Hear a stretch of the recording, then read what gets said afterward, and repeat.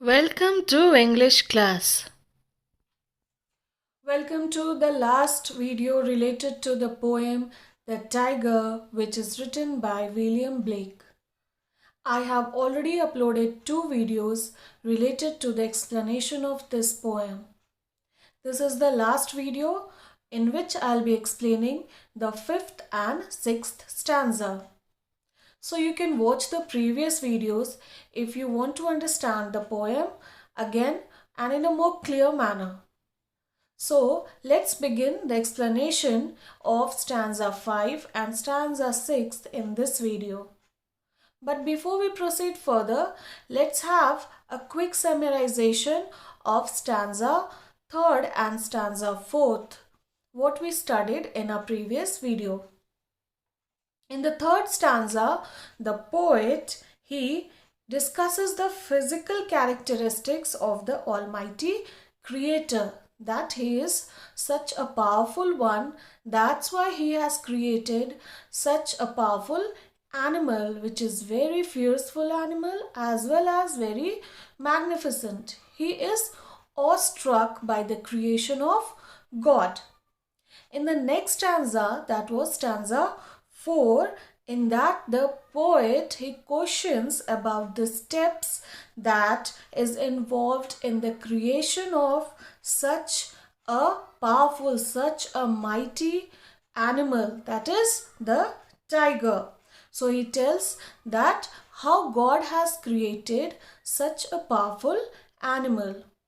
And already I have explained these 2 stanzas in detail in my previous video. So you can watch it again if you want to understand it again in a more clear manner. So let's begin this video and I'll explain stanza 5 and 6 as I told earlier. So without any delay, let's get started in this video. The 5th stanza is: When the stars threw down their spears and watered heaven with their tears, did he smile his work to see? Did he who made the lamb make thee? So, before we proceed further with the explanation of this stanza, let's understand the meanings of some of the words used in this stanza. In the very first line, the word spears has been used. It means a sharp-pointed long shaft.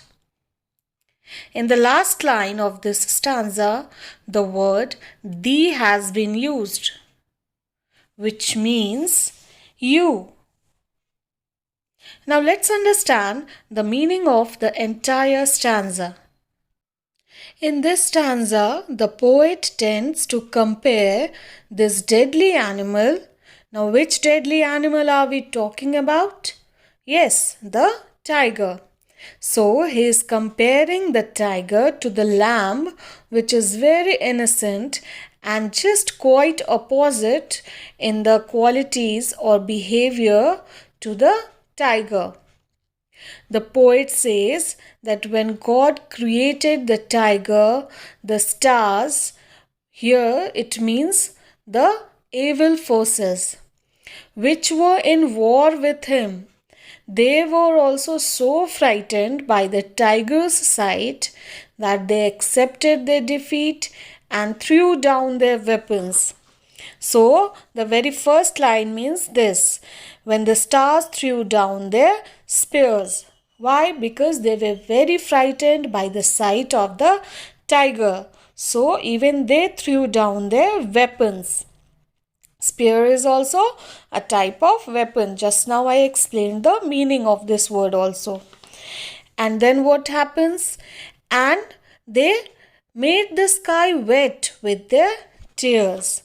So the second line means this, that is, and watered heaven with their tears.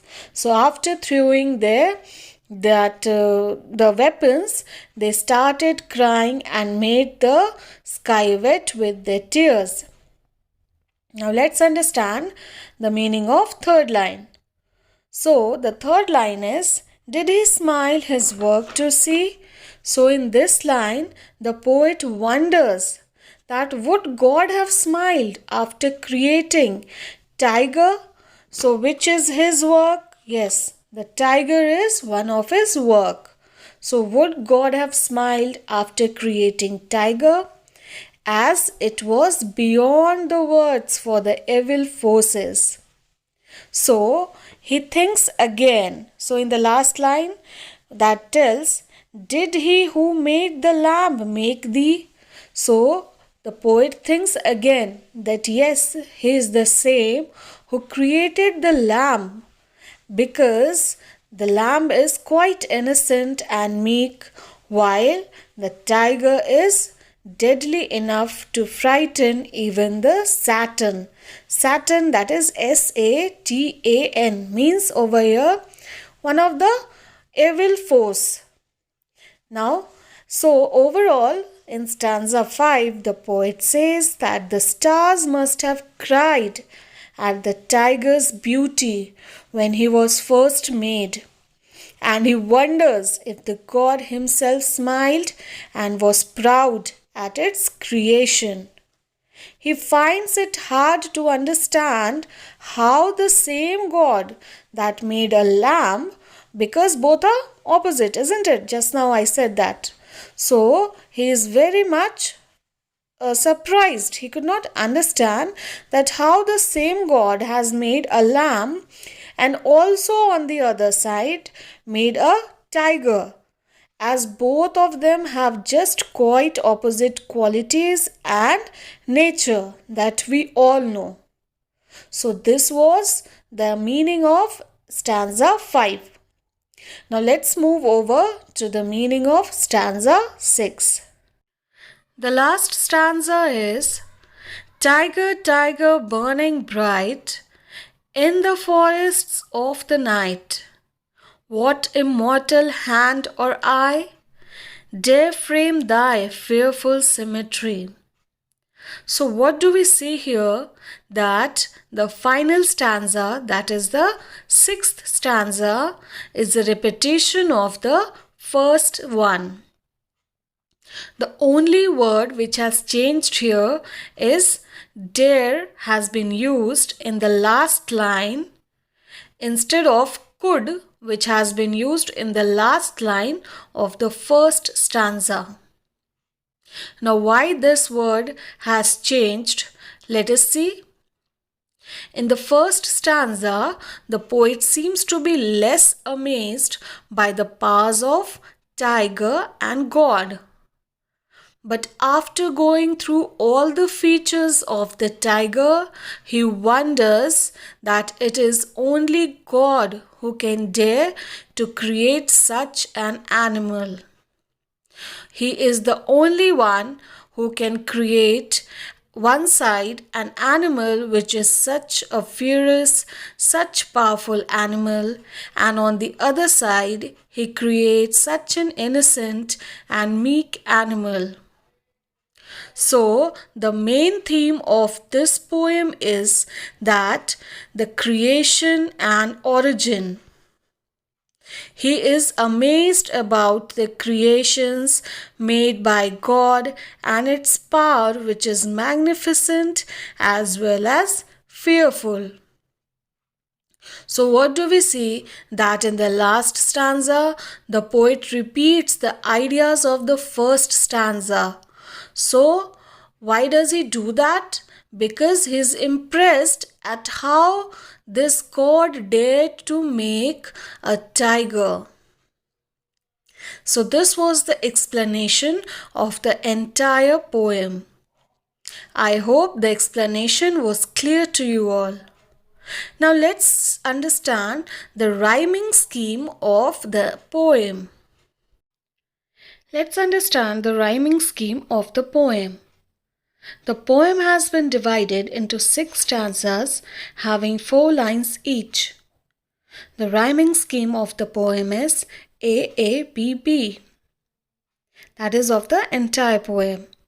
Now let's randomly see any one of the stanza to understand it more clearly. For example, if I see the second stanza, the first line of the second stanza ends with the word skies, and the second line ends with the word eyes. So both these words have got the similar sound while we pronounce them.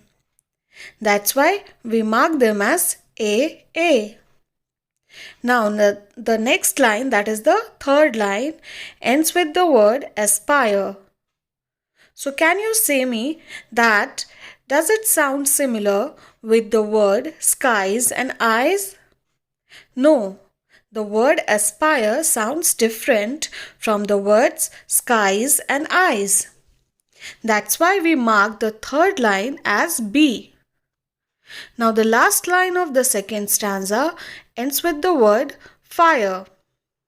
So it sounds similar to the word aspire. That's why we have marked it as B. So the rhyming scheme of this stanza has been A, B. Similarly, let's see the fourth stanza. The fourth stanza, first line ends with the word chain and the second line ends with the word brain. So both of them sound similar, so we mark them as A.